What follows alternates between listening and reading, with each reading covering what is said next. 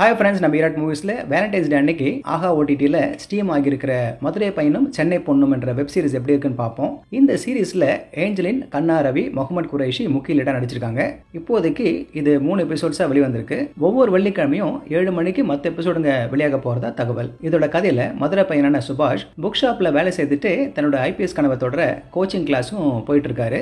இவர் ஜானகாண்டி வீட்டு மொட்டை மாடியில் வாடகைக்கு தங்கியிருக்காரு. சென்னையோட மற்றொரு பகுதியில் சென்னை பொண்ணு மீரா தன் 2 ஃப்ரெண்ட்ஸோட தங்கியிருக்காரு. மொட்டை மாடியில் காலையில் காஃபியை ஃப்ரெஷ்ஷாக குடிக்கும் போது கிடைச்ச ஃபீலிங்கில் ஏன் இந்த செட்டப்பில் ஒரு காஃபி ஷாப் தொடங்கக்கூடாதுன்னு நினைக்கிறாங்க.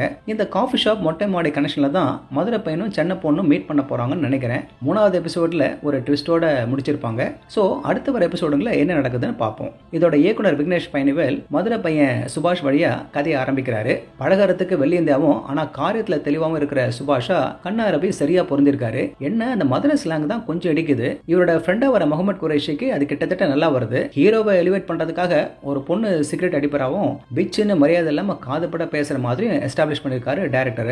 அதே மாதிரி சுபாஷோட ஃப்ரெண்டு சரவணன் கடையில விடல பையனும் பொண்ணும் லுக்கு விடுற சீனு, சரவணனை எந்த பொண்ணு லவ் பண்ணதுலன்னு எஸ்டாப்ளிஷ் பண்றதுக்கான பேக் ஸ்டோரியில சின்ன பசங்களை அதிக பிரசங்கத்தனமா பேச வச்சா ரசிப்பாங்கன்னு சீன்ஸ் வச்சிருக்காரு. தேவைதானா? அதுல சின்ன பசங்க டப்பிங் வேற ஒட்டவே இல்லை. இதுல நான் ரசிச்சது ஜானகி ஆண்டி கூச்சம் இல்லாம 2 தோசை கொடுத்துட்டு சுபாஷ வேலை வாங்கின விஷயம். அவர் ஃப்ரெண்டு சரவணனும் ஆசைப்பட்டு மாட்டுவாரு. இன்னொரு இன்ட்ரெஸ்டிங்கான கேரக்டர் சரவணனோட ஃப்ரெண்டு கிருஷ்ணா. இந்த கிருஷ்ணா சும்மா இருக்கும்போது பைக் டாக்ஸி ஓட்டுற விஷயம் கிளுகிளுப்பு. ஹீரோவுக்கு நிறைய அட்மைரர்ஸ், நல்ல பெயர்னு பில்டப் பண்றாங்க. அப்படியே ஃபீல் குட்டா போச்சுன்னா நல்லா இருக்கும். வர எபிசோடுங்களை பார்க்கலாம். இந்த எபிசோடு இதுவரை பார்ட் ஓகே தான். ஏன்னா பல விஷயம் கரண்ட் ட்ரெண்ட்ல இல்ல, என்னமோ கொஞ்சம் வருஷம் பின்னாடி இருக்கிற மாதிரி இருக்கு. அந்த கோச்சிங் சென்டர்ல வர 500 ரூபாய் வேல்யூ எக்ஸாம்பிள் அர்த்த பழசு. சில டைலாக்ஸும் அப்படியே நிறைய வேண்டாத சீனுங்களால வேற இழுக்குது. உதாரணத்துக்கு ஜானகி ஆண்டியோட பிளாஷ்பேக். எனிவே இதெல்லாம் எனக்கு பட்டதை சொன்னேன். அதுவும் இந்த 3 எபிசோட வச்சு முடிவும் பண்ண முடியாது. அதனால அடுத்த 3-4 எபிசோட்ல எப்படி போறதுன்னு பார்க்கலாம். ஓகே ஃப்ரெண்ட்ஸ், இதோட சீசன் முடிவில் இதுக்கான முழுமையான விமர்சனத்தை பார்ப்போம். நன்றி.